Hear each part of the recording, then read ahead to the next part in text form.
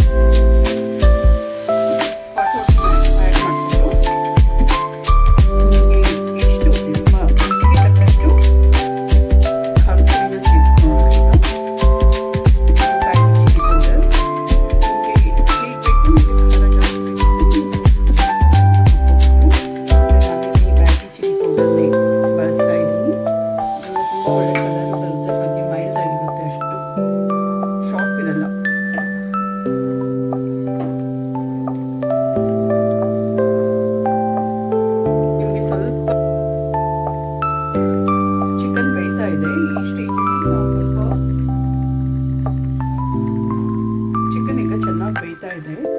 ಈಗ ನಾವು ಅದಕ್ಕೆ ಸ್ವಲ್ಪ ಕುಕಿಂಗ್ ಆಯಿಲ್ನ ಸೇರಿಸ್ಕೊಳ್ಳೋಣ, ರಿಫೈನ್ಡ್ ಆಯಿಲ್.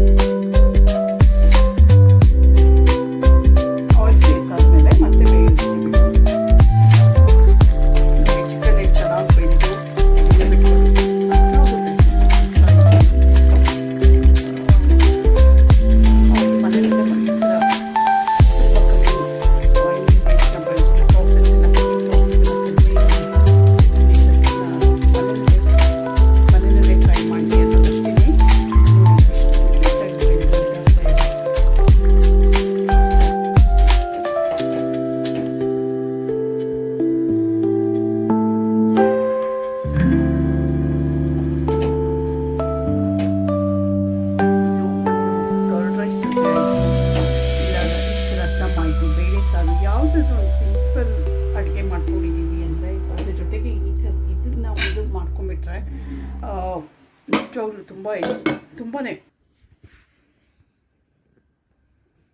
ಹೋಪ್ ನಿಮಗೆ ಈ ಡಿಶ್ ಇಷ್ಟ ಆಯಿತು ಅಂತ ಅಂದ್ಕೋತೀನಿ. ಇದೇ ಥರ ರೆಸಿಪೀಸ್ನ